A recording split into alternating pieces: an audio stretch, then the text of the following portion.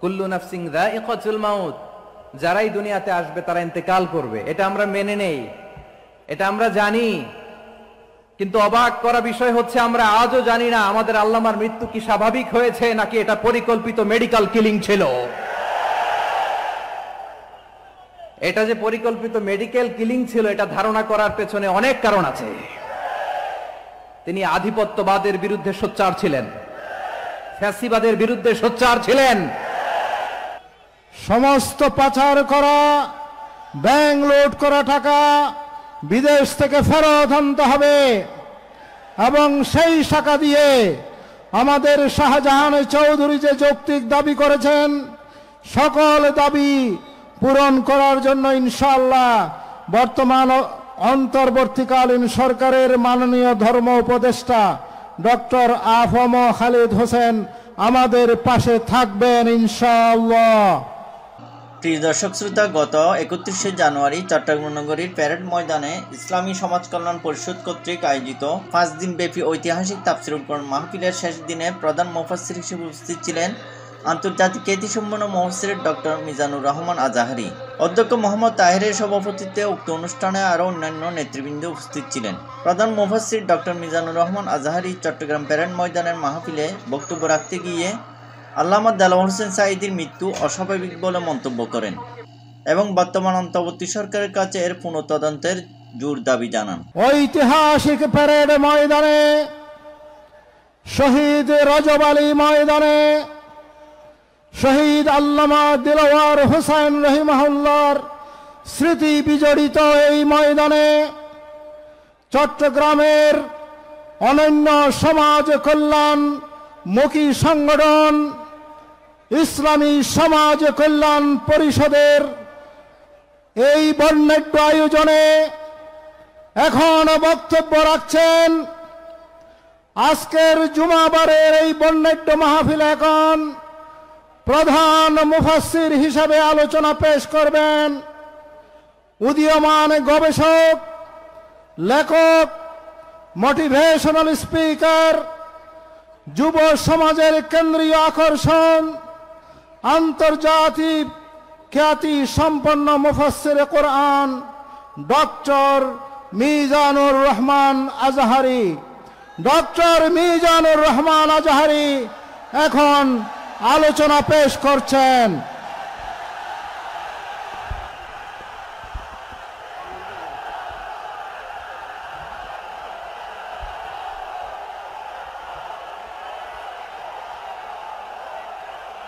ইন্নাল্লাহা ওয়া মালাইকাতাহু ইউসাল্লুনা আলান নবী ইয়া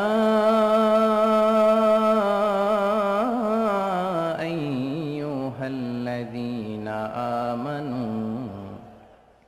সাল্লু আলাইহি ওয়া সাল্লিমু তাসলিমা। আল্লাহুম্মা সাল্লি আলা মুহাম্মাদ ওয়া আলা আলি মুহাম্মাদ কামা সাল্লাইতা আলা ইব্রাহিম ওয়া আলা আলি ইব্রাহিম ইন্নাকা হামিদুম মাজিদ। আল্লাহুম্মা বারিক আলা মুহাম্মাদ وعلى آل محمد كما باركت على إبراهيم وعلى آل إبراهيم إنك حميد مجيد। সকল প্রশংসার মালিককে, সকল ক্ষমতার উৎসকে। কেউ যেটা পারে না পারে কে, কেউ যেটা দেখে না দেখে কে, কেউ যেটা শোনে না শোনে কে? সে আল্লাহ তাআলার দরবারে আমরা শুকরগুজার হচ্ছি। সবাই পড়ে নিচ্ছি কালিমাতুশ শুকর, আলহামদুলিল্লাহ। প্রিয় চট্টলাবাসী, গলা ছেড়ে দিয়ে আওয়াজ করে একসাথে সবাই পড়ুন, রব্বানা লাকাল হামদ হামদান কাসীরান তাইয়্যিবান মুবারাকান ফি ইয়া রাব্বি লাকাল হামদু كما ينبغي لجلال وجهك وعظيم سلطانك لك الحمد بالإيمان লাকাল হামদু বিল ইসলাম, লাকাল হামদু বিল কোরআন। আল্লাহ রাব্বুল ইজ্জা ওয়াল জালালের দরবারে শুকরিয়া জ্ঞাপনের পাশাপাশি আমি আজকের এই ঐতিহাসিক চট্টগ্রামের প্যারেড ময়দানে আয়োজিত 5 দিন ব্যাপী তাফসিরুল কোরআন মাহফিলের যারা সম্মানিত আয়োজক বৃন্দ, ইসলামী সমাজ কল্যাণ পরিষদ চট্টগ্রামকে অন্তরের অন্তঃস্থল থেকে ধন্যবাদ এবং মোবারকবাদ জানাতে চাই, যারা দীর্ঘ কয়েক মাস ব্যাপী অনেক কষ্ট করে, অনেক ডিজাইন করে, অনেক প্ল্যান প্রোগ্রাম করে এরকম চমৎকার একটি কোরআনের বাগানকে সাজিয়েছে।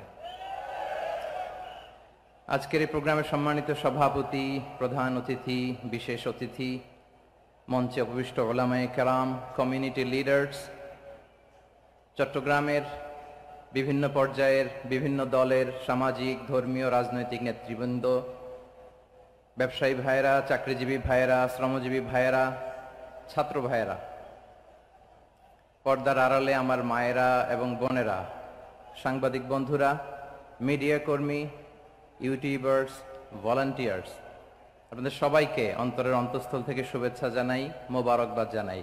আপনারা সবাই কেমন আছেন? সবাই ভালো আছেন?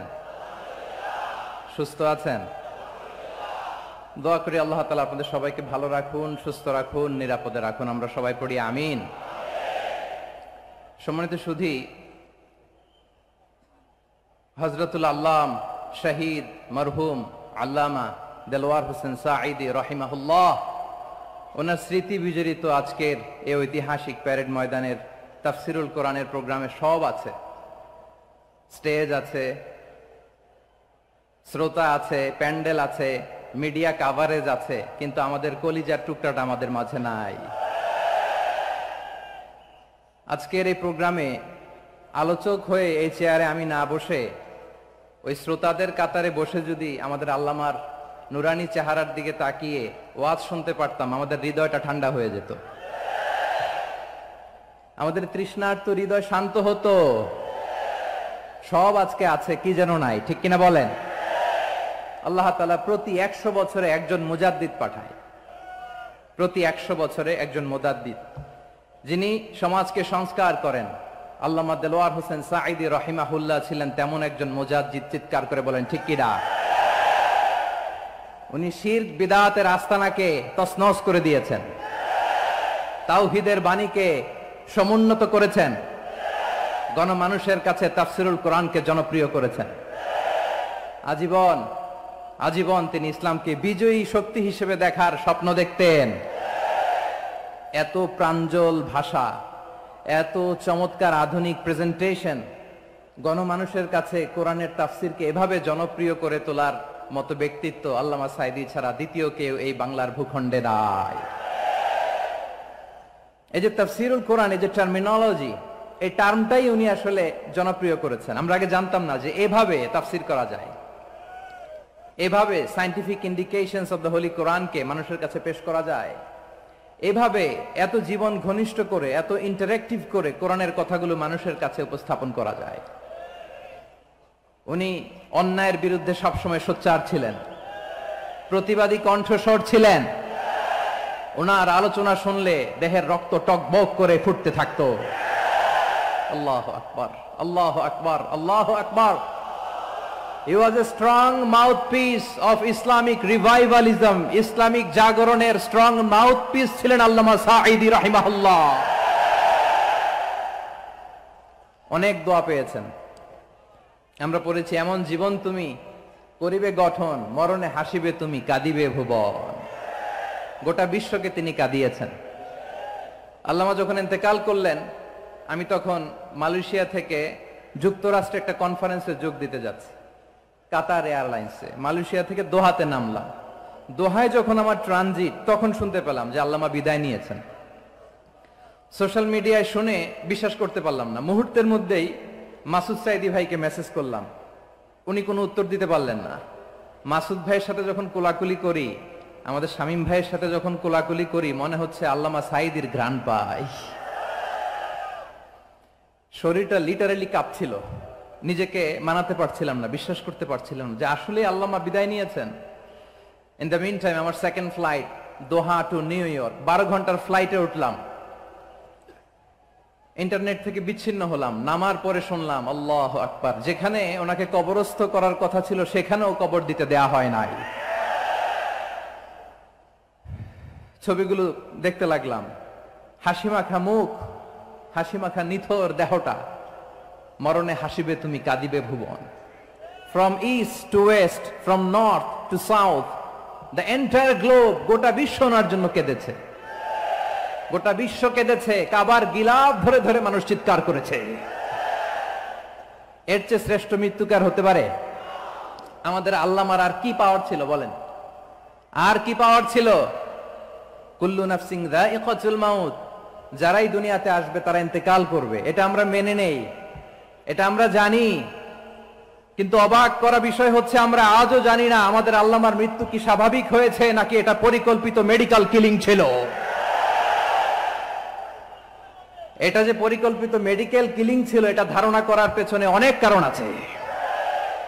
তিনি আধিপত্যবাদের বিরুদ্ধে সোচ্চার ছিলেন, ফ্যাসিবাদের বিরুদ্ধে সোচ্চার ছিলেন, রাজনৈতিক প্রতিহিংসার শিকার ছিলেন। এজন্য এটা মেডিকেল কিলিং হতে পারে এ ধারণা আমরা করতেই পারি। আওয়াজ করে বলেন ঠিক কিনা? যে সময়টা আমরা কাটাচ্ছি এত সুন্দর সময় বাংলাদেশ আর পাবে না। আমাদের জন্মের পর থেকে এরকম চমৎকার সময় আমরা পাই নাই, এটাই আসল সময়। আমরা ইন্টারিম গভর্নমেন্টের কাছে দাবি জানাই উচ্চতর তদন্ত কমিটি করে এটা কি হত্যাকাণ্ড ছিল নাকি স্বাভাবিক মৃত্যু ছিল, এই রিপোর্ট গণমানুষের কাছে প্রচার করে জানাতে হবে। এই দাবির সাথে কি সবাই আপনারা একমত? কারা কারা একমত হাত তুলে দেখান।